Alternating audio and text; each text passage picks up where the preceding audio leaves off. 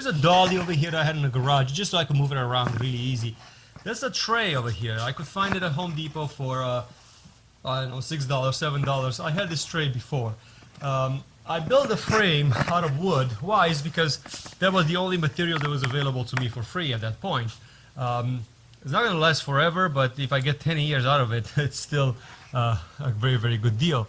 So the frame is built out of wood. I've covered the inside with this metal grid. The reason that I covered this metal grid, so the pads have some kind of a support, so they stay on where you put them. There is a floater over there. You could buy these floaters. There are swamp cooler floaters, about $4 you could buy them.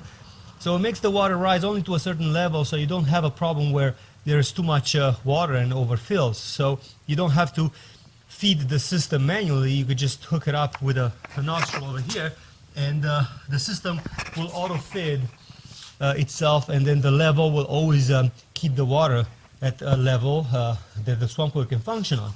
This is a water pump. I had this one. You could pick up one for about $20. So this is just a water pump hooked up with a hose. And this is the ingenious part that I had to manufacture because you couldn't find this anyway. So it's just a pipe. As you can see, it's a T-shape over here. And there is a pipe that goes across, an elbow over here, pipe goes across, another elbow, and the pipe goes across, and it's a full circle. Okay, so water comes in here, and then if you look under, I just drilled holes right under here. So there are a multitude of holes over here, and what the water does is once it fills up this tube, it starts to flow through these holes, and basically it wets these pads out. This pad over here you find at the normal swamp cooler shop. You can use anything for the side. You could even use cloth if you want to. I've used the pad because it was fairly cheap to purchase. The only reason that I put it over here, so it creates a seal between the cap that goes on top and the for the fan.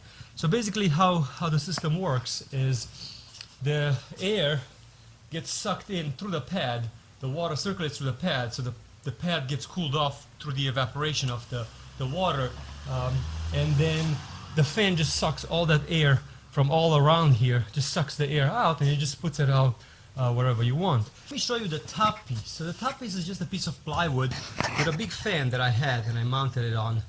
You don't have to use this industrial fan. I just had this one laying around the house, so for me it was free. This is a power cord that goes to it. And this ugly thing over here is just to direct the air in towards me.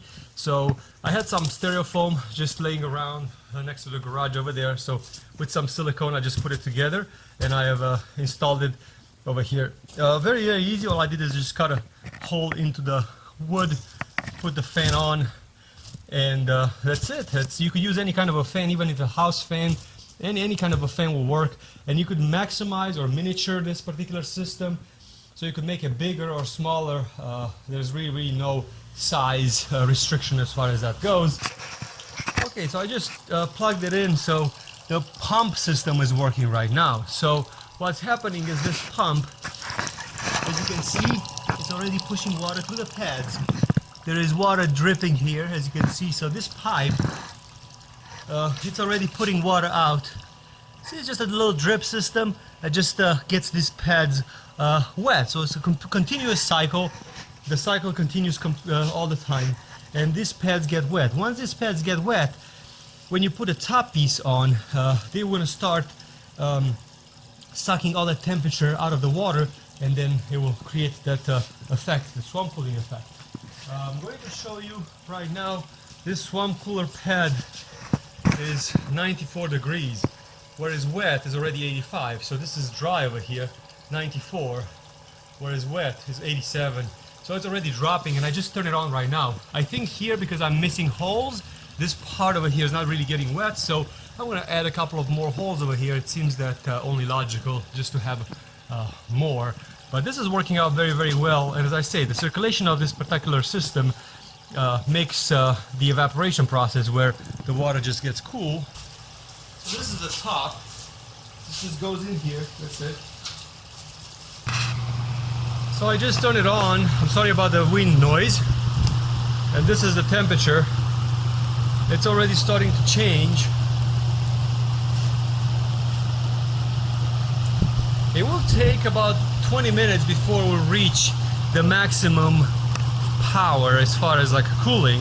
It just takes a while for that water to chill off enough to actually be efficient. As you can see, where it's already sucking air through, already the water dropped to a very comfortable 75 degrees, 74 degrees now.